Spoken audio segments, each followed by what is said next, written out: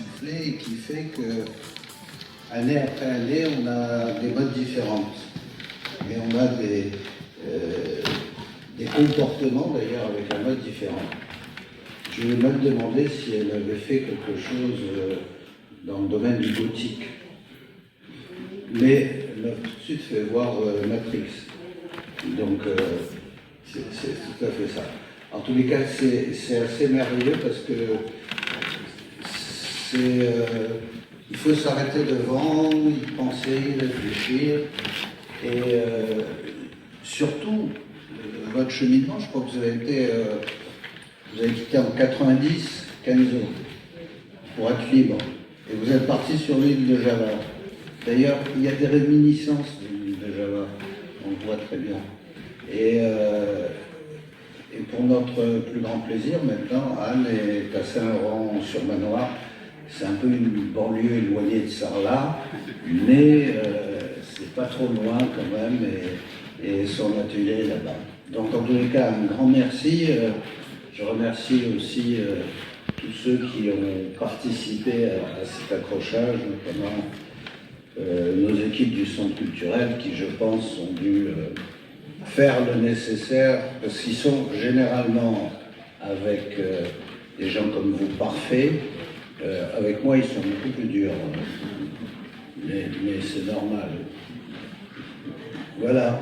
Merci à toutes et à tous, et je passe la vraie parole à Anne.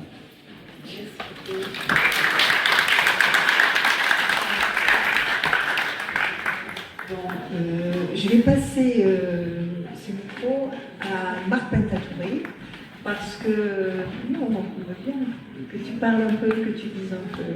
Après, je reprendrai. C'est un philosophe, on est mal barré. Merci de la parole.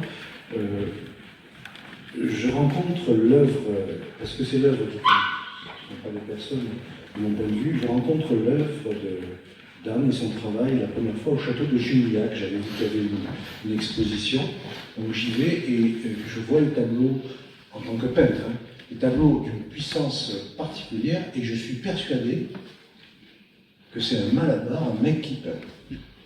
Et au bout d'un moment, on me présente l'artiste, et je la vois arriver, je dis, bah, tu t'es complètement planté, mon gars. Donc, je m'intéresse. Alors, pour bien faire mon travail, je dis, écoutez, vous avez un atelier, donc à Saint-Laurent-sur-Manoir, je vais venir voir votre atelier. Et dans l'atelier, elle me présente évidemment, les artistes, vous savez, présentent des choses qu'ils aiment eux.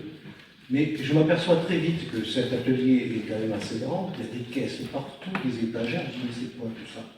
Je me dis, ben, avant d'être artiste, peintre, j'étais styliste de mode.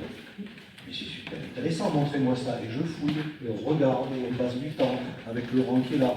Et je dis, mais il faut faire une exposition sur ça, sur la mode et l'art, le passage de l'art à la mode, du mode de l'art, etc. Ça, c'est intéressant, c'est-à-dire comment l'artisanat se sublime dans l'art. Et là, nous avons 35 ans de son travail, et en fait, vous lui poserez la question, et j'espère qu'elle expliquera comment elle est passée de la mode, dont on attribue souvent cette phrase à Coco Chanel, mais elle est de Jean Cocteau, la mode, c'est ce qui se démode. Donc Anne, elle est passée dans l'art justement pour une finalité pérenne, on va dire. Il me semble que c'est ça son travail. Voilà, c'est tout.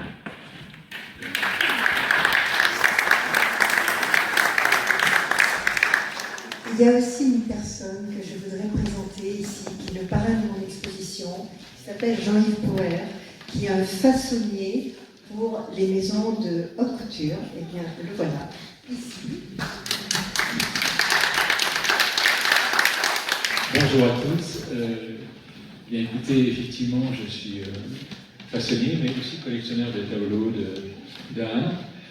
Vous avez à l'entrée cette magnifique triptyque qui a été l'occasion pour moi de faire connaître Anne à travers tout mon réseau, puisque ça a illustré les cartes de vœux, l'art du lien 2025. Donc voilà, le petit clin d'œil que je voulais faire en démarrant. C'est une rétrospective, c'est donc tout un parcours, ton parcours, le tien. C'est-à-dire, au fond, un parcours de style, de plastique, et aussi de peinture, avec l'excellence du geste qui réunit tout ça, c'est-à-dire que tu as su créer des ponts entre ton talent au service de ton inspiration, qui est sans cesse se renouveler. Alors moi, je suis très honoré d'être parrain de cette exposition, de cette rétrospective.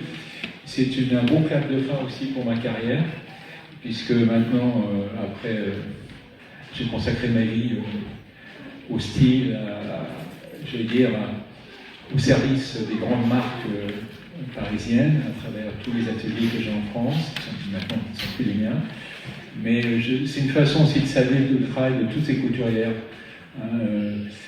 Voilà, le label, le leitmotiv qu'il y a sur mes plaquettes d'exposition lorsque je fais Made in France, c'est l'excellence au bout des doigts. Et bien, de la même manière, mes couturières ont su effectivement magnifier toutes ces collections des grandes marques françaises, parce que finalement, l'aboutissement d'une création, c'est de rencontrer celles et ceux qui vont pouvoir les aimer et les porter. Voilà, donc merci de me donner l'occasion d'exprimer ainsi tout ce travail que font ces couturiers. Et bravo pour cette belle rétrospective de plusieurs décennies. Bravo Anne.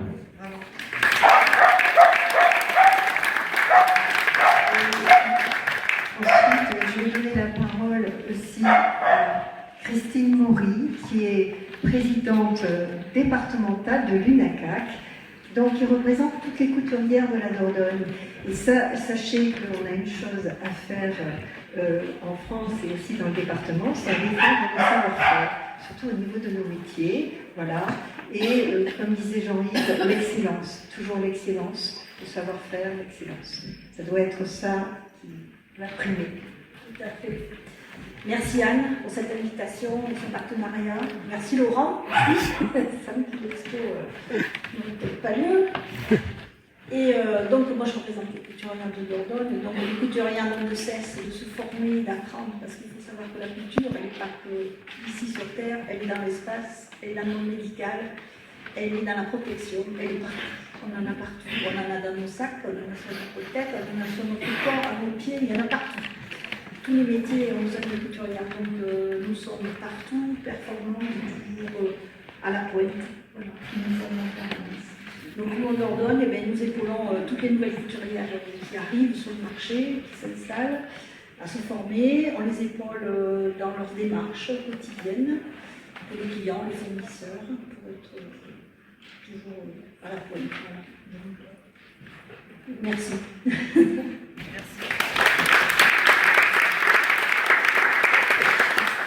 Je voulais dire un grand merci à la ville de Sarlat qui nous accueille ici, dans ce palais magnifique de l'Éviché. Je voulais dire merci à son maire, Jean-Jacques Leconetti, à Marc Pintatouré, maire adjoint, chargé de la culture et du patrimoine. Je voulais dire merci aussi aux services techniques, aux services de communication et aux services administratifs de la ville de Sarlat.